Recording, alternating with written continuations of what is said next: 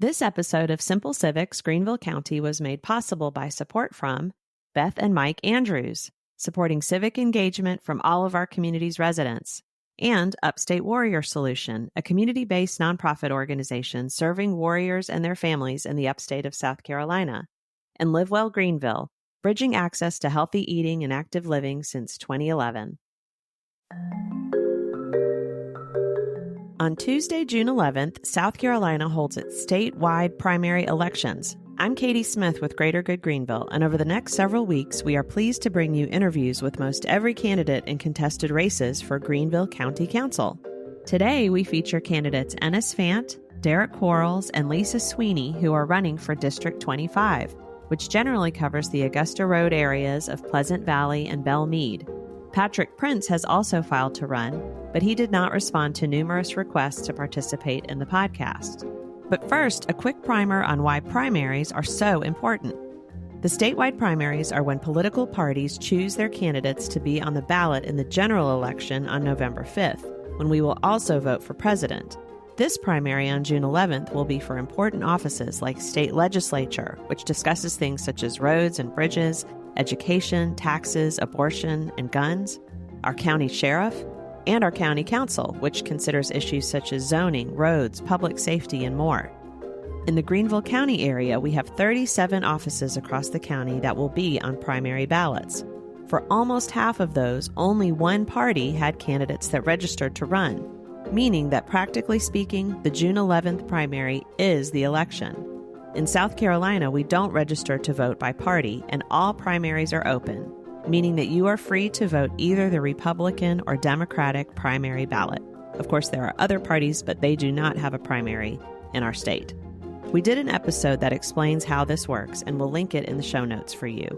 District 25 had only Democratic candidates file, so based on the outcome of the June 11th Democratic primary, either incumbent Ennis Fant or Patrick Prince, Derrick Quarles, or Lisa Sweeney will be the only candidate on the ballot in November. If you want to see which district you live in and who will be on your ballot, you can check out the links on the episode page for a sample ballot from the South Carolina Election Commission. Here's how the interviews worked.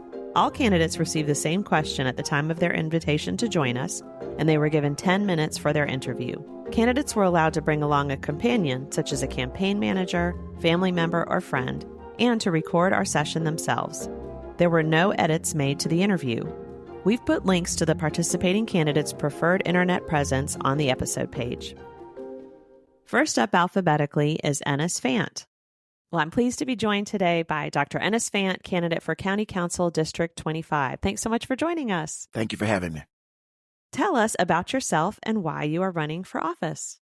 Well, I'm Ennis Fant. I'm a native Greenvillian. Public schools here in Greenville, chemical engineering graduate, University of South Carolina. Attended both Erskine Theological Seminary and Southern Baptist Theological Seminary. I have been pastoring for 34 years, Pleasant View Missionary Baptist Church, and I'm also bivocational, both in insurance and real estate. And I've always had a knack for politics, even since my early days in college, and they've just kind of carried through over the years. Great. What do you believe are the biggest issues facing your district and the county? The issues facing my district are pretty simple, but they're huge. Number one, we have to have greater economic growth, and we've made some progress there with regards to fee in lieu of tax and attracting new industry. Over the past 7 years, we've had more economic investment as job creation in District 25 than all the other districts combined, with the Business and Technology District on 25 and also with Augusta Grove. $2.8 billion in economic advancement has come to District 25, which has created over 2,400 new jobs. The biggest goal with that is, number one, we have food deserts, obviously, which you're familiar with. We've got to get income up. There are pockets where you have 3, 4, 5, 6,000 people within a 3-mile radius, but median household income's under $40,000. So we've got to get higher paying jobs, number one, so people can have more disposable income. The other thing we have to do to get more disposable income is create more home ownership. Greenville County on average is 60-40 home ownership rentals. In District 25, it's just the opposite. It's 60% rentals, 40% home ownership, and many of my constituents are spending 70% of their income on rent and utilities, which is unacceptable. So we're working to try to create more home ownership as well, along with more affordable housing. So those are kind of the main things we're focused on. Thank you. What would be your priorities if reelected this year? My priorities, if reelected this year, are basically threefold. One, to amend our current tax abatement policy for affordable housing from 40% down to 30%. Now, once we get it to 30, that's as low as we can go. Anything after that will obviously have to be subsidized. So that's one goal. A huge goal, like right this moment, is I'm unabashedly in favor of the 1 cent sales tax. So anybody who's against it can scream, yell. I say publicly, look, we have 250,000 people coming to Greenville County over the next 20 years. It is absolutely failed leadership on steroids to bury your head in the sands and do nothing to prepare for the next generation and the people that are coming here. If we can do a 1 cent sale, number one, we can't even get contractors to pave the roads we have because we have so little money and are paving so little. Nobody's interested in setting up to pave a dead end road. Okay? So if we do a 1 cent sales tax, that's $1.04 billion over the next 8 years. That's great. However, 337 million of it will come from people who don't even live here. People who work in Greenville, who come from Lawrence, Pickens, Anderson, Spartanburg every day. If you're riding on our roads, guess what? You should be helping pay for them. So how do we leave $337 million on the table to fix our roads? It is unconscionable to think that the only people who should pay for roads are people who live in Greenville County who actually own a car. We're better than that. So that's one of the things we got to do. And the other thing we're working on is to eliminate these food deserts. You know, people in my district talk about food deserts all the time. Until we looked into it more, we didn't realize there were 7 food deserts in Greenville County. 1 in 25, 1 in 23, 2 in District 19, 1 in District 17, and 2 in District 18. So they're everywhere.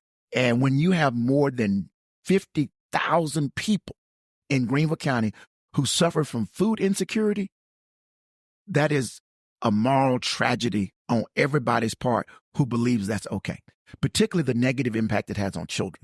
So we're looking at some legislation to provide fee in lieu of tax agreements, or I guess I should say maybe SSRCs and multi-county parks to grocery stores that are located in food deserts to offset the income they don't think they're going to receive because of the lower income. Thank you so much. We have a little bit more time. Is there anything else you'd like to say to listeners?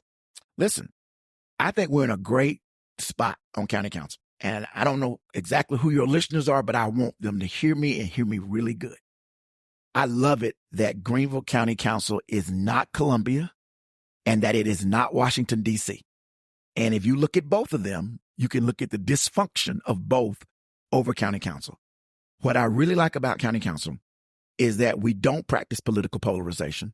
We don't practice hyperpartisanship because we don't think there's anything partisan about fixing roads, or there's nothing partisan about making sure that EMS gets to you when you need them.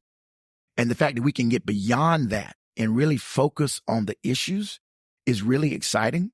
My whole goal, and the whole reason I do this, and I guess it's from a biblical perspective, I really want to be able to leave not just District 25, but Greenville County better than it was when I inherited it. So when I'm long gone, there'll be some evidence.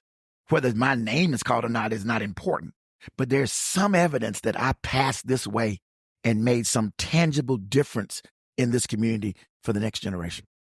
Great. Well, thank you so much for joining us, and thank you so much for your willingness to continue to serve the people of Greenville County. Thank you for the invitation. Appreciate you having me. Next up is Derrick Quarles. I'm so pleased to be joined by Derrick Quarles running for District 25. Thanks so much for joining us. Glad to be here. Thank you for having me. Great. Well, Derrick, tell us about yourself and why you're running for office. Well, I'm a proud father of 2 little girls. One will be 2 in May and the other will be 4 in July. And they keep me really, really busy. But I'm running for office in before I get into that, about me. From Greenville, went to Hughes Middle School, Hughes Academy, Southside High School. I will be defending my dissertation, my practice run this coming Saturday, and I'll be defending my dissertation hopefully the end of this month. I don't have the date just yet. But my PhD is in higher education administration. So my background is in education administration. And again, from Greenville, have been an advocate in this community for almost 15, or a little over 15 years, and have seen a lot of the issues in the community firsthand. I've dealt with a lot of issues from police brutality to, civil rights issues to housing issues, seen all that stuff. And so it's kind of created the person that I am today, and kind of pushed me into not so much politics, but more so policy.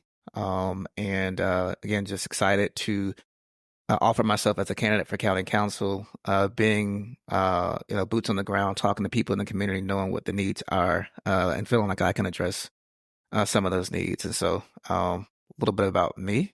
Thank you. What do you believe are the biggest issues facing your district and the county?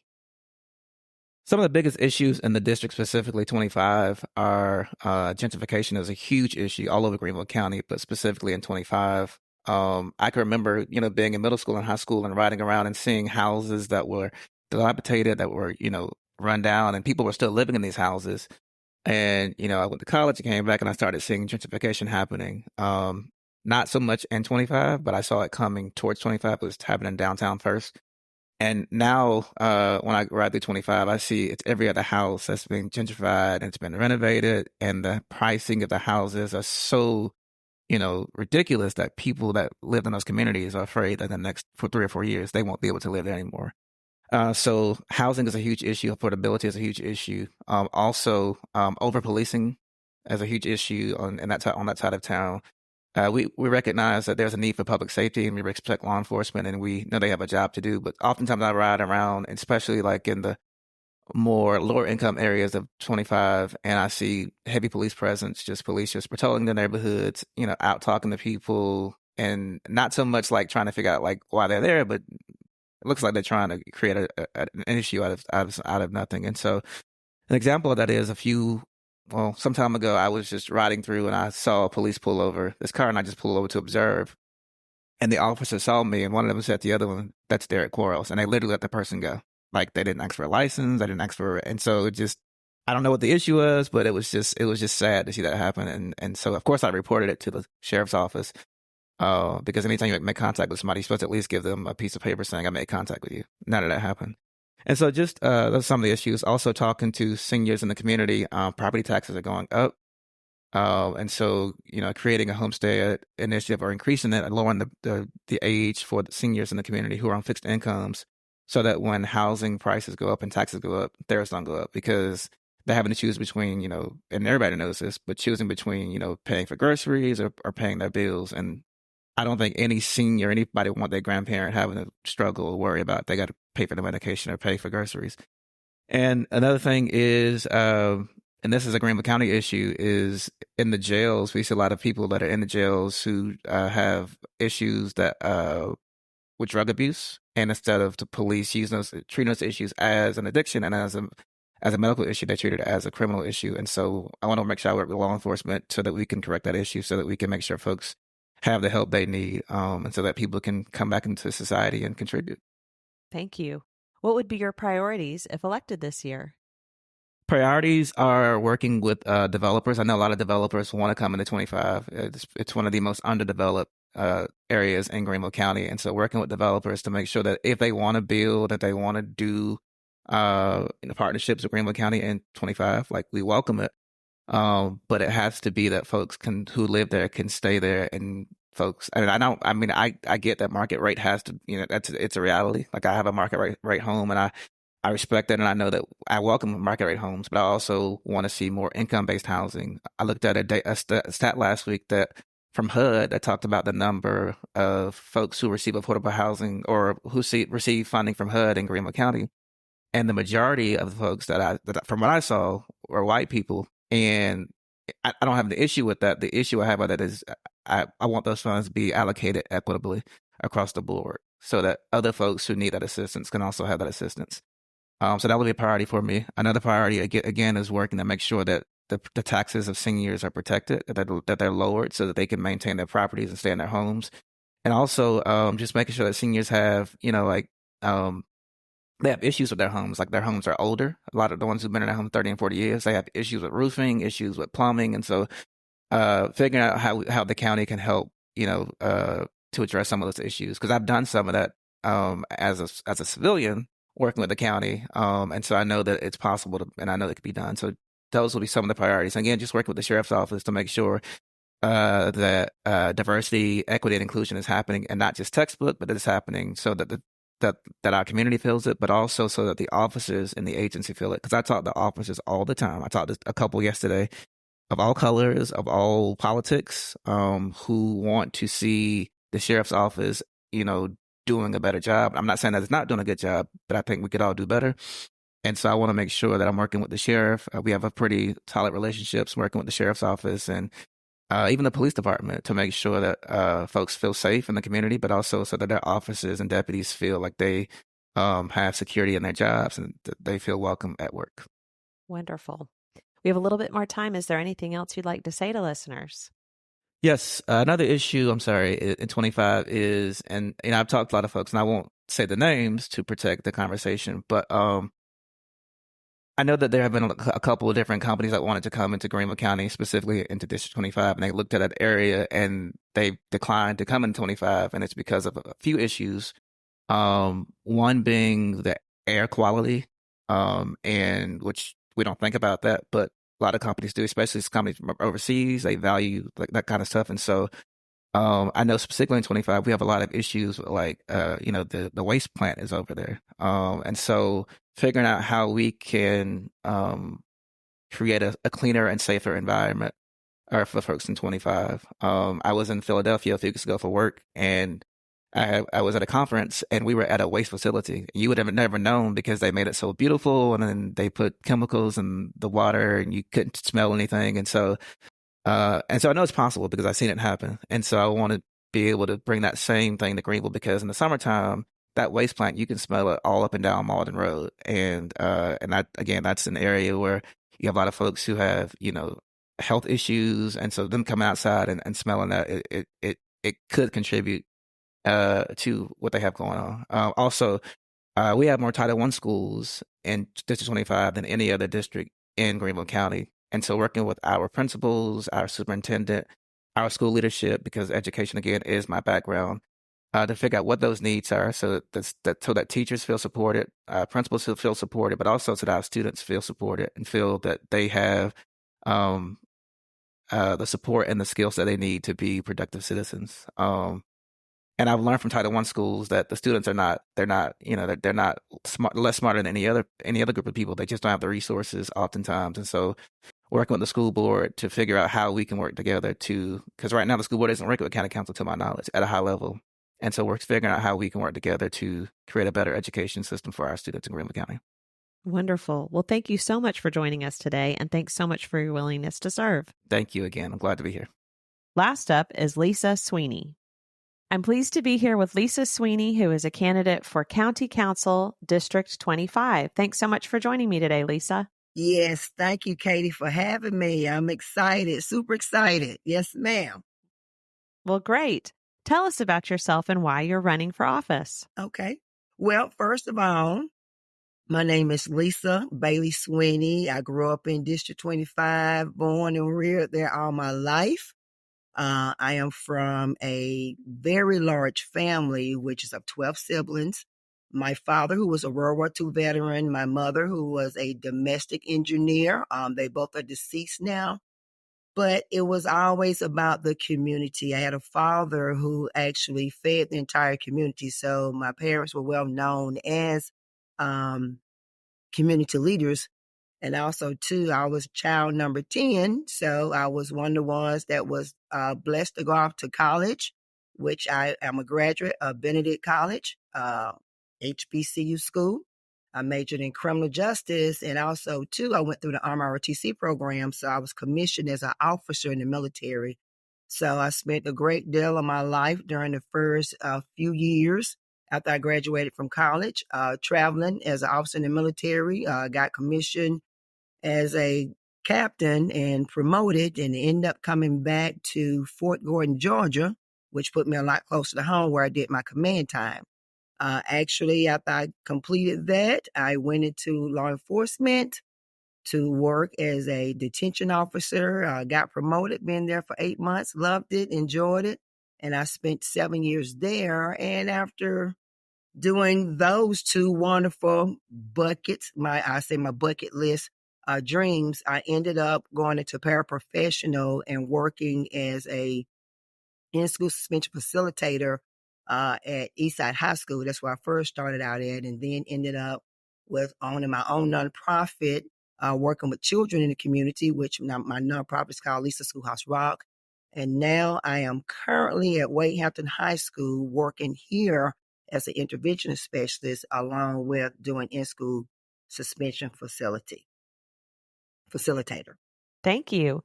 What do you believe are the biggest issues facing your district and the county? As of now, one of the things that a lot of people are concerned about as far as with the county is that we are progressively growing here in Greenville, South Carolina, but the homeless issue has been one of the main issues that a lot of people are concerned about in the county as well as in our district. I know in the district where I'm running as county council, we have a major concern as far as with the food shortages, and then, of course, too, with housing. Thank you. What would be your priorities if elected? Well, my priority right now really is with housing, and that's due to the fact that we have a lot of our citizens there who have been born and raised there. Some of them are losing their houses, as well as some of them have children that are homeless right there within the district because of not having affordable housing. We've had several seniors who have purchased their housing, but because we've had several other gentrification issues that's starting to happen with the taxes going up for them and living on a fixed income, they just not in a place to where they can afford to pay the taxes on their houses. So as a result to that, we want to make sure that we have something in place to where not only are our seniors taken care of with the housing issues, but also too, just some of the ones that are actually living on the streets or living in the hotels that need to be able to be put in some housing. So we don't have anything that's in place right now to where we can be able to make sure that they can be accommodated for us pulled in from off the streets, as well as being on the verge of actually being evicted from some of their homes. Thank you. We have a little bit of time left. Is there anything else you'd like to share with listeners? Well, I think the main thing is our voters are really looking for some leadership that they can not only trust, but also can work with. They have their best interests in heart, especially there again when it comes to the housing issue. And I want to be able to let them know that as a leader, I'm just not able to just fight for them, but I'm also able to be able to execute some things that are needed in reference to get this housing situation under control. I have looked into several other communities from outer states that have some not only affordable housing, low income housing that we could have put here, but also to make sure that once we come into an agreement as far as how we're going to move forward in making this happen, I want to assure them that it will come to fruition. And also too, I'm the type of leader to whereas I am very approachable. I do want them to know that if they do call me, I will answer my phone. And on top of that too, I will get back with them. Growing up as a child and being reared by some impeccable leaders back in the late 80s, early 90s, that was one thing that they always made the community feel very secure and confident in, is that they will be able to not only receive their phone calls, but also to have an answer for some of the concerns and the issues that they need. I just see where nowadays it's not for people are considered to be important, or the community is considered to be known or acknowledged as that their thoughts, their actions, their concerns, their issues are important. And it really is to a place to where it's when it comes to just the tax dollars that we are managing, that we are actually over, that we're actually responsible for, they need to know that it's their tax dollars, and they need to know that those tax dollars are going to be channeled and funneled into those areas to where the needs need to be met. There again, just even going back to the food insecurities that we have, the grocery stores, although it's been told or imposed upon the people that they don't have the income that's available to be able to have a quality grocery store. Well, we know as a people that live in that district that is not the case. We really can afford to have quality grocery stores. And also, too, we can make sure that the ones that they are interested in, we can make that happen. And the same for the housing, making sure that we have our housing that's in place to where people can afford to stay there, as well as just making sure that the process is fair so that when they do fill out the applications, when they do put in for the different type of grants or funding, extra help that is needed, that it is there and it is there for them. Thank you. I appreciate you taking part today, and I appreciate your willingness to serve the community. Thank you so very much. Simple Civics Greenville County is a project of Greater Good Greenville. Greater Good Greenville was catalyzed by the merger of the Nonprofit Alliance and the Greenville Partnership for Philanthropy. You can learn more on our website at greatergoodgreenville.org.